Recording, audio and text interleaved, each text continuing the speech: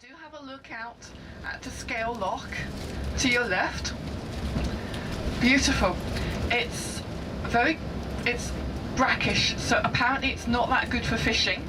It's one of the few private lochs in Orkney. Most of the lochs you can just go and fish on. They ask you to join the Orkney Trout Fishing Association because they keep all the lochs restocked with trout. But it's basically there's a brown trout season from about March to October. Big international competitions going on. But this loch, you have to ask permission. I can't see, they're too far away to see what those little birds are out there, but they could probably be tufted ducks and they could be golden eyes. If you're going to go to Orkney, you've got to see Skara Brae. It is a Neolithic village. That means it is Stone Age. The people who built it were the earliest farmers. It predates Stonehenge. It's about 5,000 years old. We're just going to take the next left. And it's a village. Now, where you come from and where I come from, all we have left of the people that long ago is things like Stonehenge. Yeah? That's all we've got left of them. In Orkney, we actually can see the little houses as well, and it gives us an insight into a way of life that is amazing. It has been called the Flintstone Village because you can actually see the little places they slept and ate. And it was discovered in 1850 when a huge storm came in and blew some sand off a sand dune. The sand dune was called Skara Brae. The gentleman who lived in Scale House, which we're going to be able to see as well, his name was William Watt. In 1850 he went out and got his workmen just to dig out the sand, and he discovered it. But it wasn't actually excavated until the 1930s by a very famous archaeologist at the time called Gordon Child. And what we do at Skara Brae is I ask you to stay on the coach while I go in and tell them how many people we've got, and I ask you to get yourselves ready. And it's just a case of finding any way you can to park. You can park this side as well. Excellent. Yeah, they can slip in here. Now, I'll tell you a little bit about Skara Brae. We've got a visitor centre where there's a shop and toilets and a little place where you can get a cup of tea. And I'm going to ask you to ignore all of that and come straight through the visitor centre when I come back, having done the paperwork, and meet me at the other end of the visitor centre. We're going to take about half an hour to see this wonderful Neolithic village, and then we're going to take half an hour to see Scale House, which you can see to your left. And then we come back to the coach. You've got about half an hour to do whatever you need to do. There are some toilets at Scale House, but there are more at Skara Brae. She was just saying that this is one of the few houses that they managed to put on the kind of roof that they used to have. All the rest will be open because the roofs haven't survived the passage of time. Very unusual. This turned what we know about the prehistory in the British Isles and actually Northern Europe on its head when it was discovered. Because up until then all we had was ritual sites. Now we have got a 5 or probably 10-minute walk down to the site. It is well worth it. As you walk along with me, ask me questions. Do have a look down at your left-hand side because there's little plinths on the ground with specific dates in it. And they will show you roughly, proportionately, how far back in time we're going. I want you to imagine that you're going on a time warp back in time. Now, behind me is what's called a replica house. I cannot take you in there because there's too many of you. If anybody does not feel up to going down to the site and wants to stay here at the visitor centre, go into the replica house.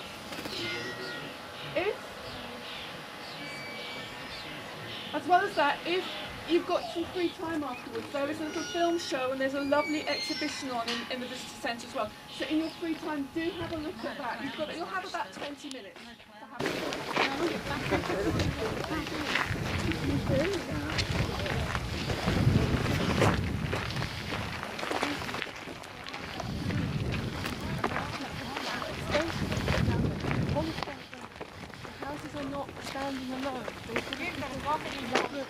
Let's have a look at one of the typical beaches here. Doesn't that look beautiful? Look at this white beach.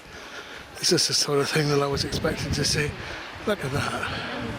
All into holes and things. Yeah.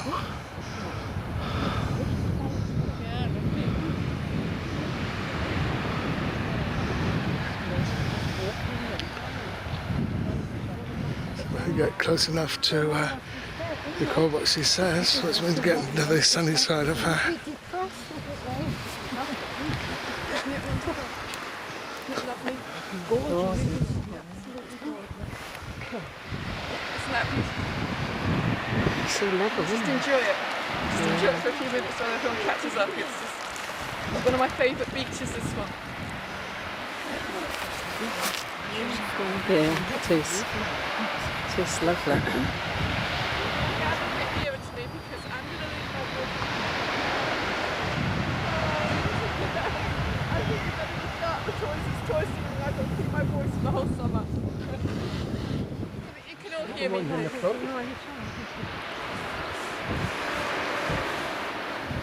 Come on. Anybody who wants to hear, come up. You're going to be a bit difficult to hear me from behind me. New beaches, isn't it? All right. Yeah. Okay, so you're all enjoying the view. Right. Beautiful. That's the Atlantic Ocean. You go that way, you don't get anywhere until you get to America. Probably about Newfoundland, because we're that far north. We're about 59 degrees north here.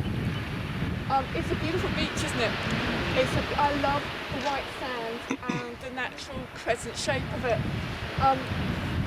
I've done some weddings here. I'm actually allowed to marry people. And I've done weddings on this beach, and when it's like this, it's beautiful. So, this is known as Skara Brae. Skara is a Viking word which probably comes from Skål, which is a drinking hall. And the drinking hall was probably over by Scale House, which is just there. So just want to orientate you a little bit. Visitor centre, Scale House, Skara Brae, and your coach is back there. Alright, so we're going to be going that route, and your coach is back there. Right. When the people lived here, about 5,000 years ago, it wasn't open like that. You see the two arms of rock coming out either side? They would have joined, and this would have been a loch, okay? And so what they had, these early farmers, they were living on basically the side of a freshwater loch. And then they could go out to sea and they could fish in the loch as well, and they could farm the land, and they had the best of both worlds because they would have carried on gathering and hunting for food as well as farming. And they had a very rich and varied and healthy diet, much healthier than what we eat. They probably didn't eat any dairy products. But basically, if they moved and they could catch it, they probably ate it. But it was a very rich diet. Thank you. See what I mean? I leave my handbag all over the place. There is one of the theories, they don't know why Skara Brae was abandoned. It was lived in for 600 years. And they don't know why it was abandoned. One of the theories is that perhaps that was when the sea broke into the loch and they lost a major food source. This is a very good place for surfing. Yeah, nowadays. You need a surf buddy because there's lots of rocks underneath. But surfing is taking off in Orkney. I'd like you to notice the coastal erosion. It's almost certainly that our village of Skara Brae went out onto the beach and we've lost some of it. Almost certainly. When it was taken into state care at the early part of the 20th century by the Ministry of Works, they did do some shoring up exercises, you can see with the concrete and the walls they built. And there were some early attempts to stop coastal erosion as well. It's down here, there's some boom netting used to protect Scapa Flow from submarines and U-boats in World War II. And it's been reused in Orkney to try and prevent coastal erosion. But there is still coastal erosion going on, and we don't know how much longer we're going to have Skara Brae for. So you're going to get to see it. Right. Thank you. I hope you passed. You noticed the little stone signs that said we've passed Stonehenge, and we've come come into Skara Brae, which is earlier than Stonehenge and earlier than the pyramids of Giza, and it's 3100 BC. Okay. There are two phases to this village. The first phase lasting from about 3100 BC to about 2800 BC. The second phase is built on top of that. What you're looking at here with house 9 and 10 is the earliest phase. There are probably other houses like this underneath the bigger houses. They had a really good diet and their animals. Their midden, their rubbish, wasn't smelly. It wasn't unpleasant in the same way that ours is. It was more like compost. You all farmers, you all know this. Right. They used to eat a lot of shellfish and all their rubbish, they piled it in these big heaps called midden heaps. You can see those because the Show at Scotland have very kindly cut away bits of the midden heap to show you the piles of shells. They ate a lot of shells. Or they used a lot of shells for bait for fishing. We're not sure. Well, you might have to get closer to me. Yeah, you can get that side. So everyone's looking around. Just stand so everyone can see you. Come on! Come on! Alright, if you can hear me from there, we can hear you. No, yeah. No. This is house number 1. It is the largest house and one of the ones that is most complete. It's not that much bigger than the other houses, but it is the largest one. And some people have thought it might have been the chieftain's house, but again, I don't think that society was stratified in that way at this time. All houses have common features here. This is where they got in. Down here there's a very low passage. They kind of shut their door from the inside. There's places to bar their door from the inside. Maybe they want to keep other people out. Maybe they want to keep the wind and the rain out. But imagine this with a roof on it. The central hearth, always important. Even today in Orkney there's all sorts of legends about not letting your fire go out, your hearth go out. You're meant to go to your neighbour and get a coal from them. There's all sorts of legends about your fire. It's beautiful today, but in winter you need your fire. You desperately need it.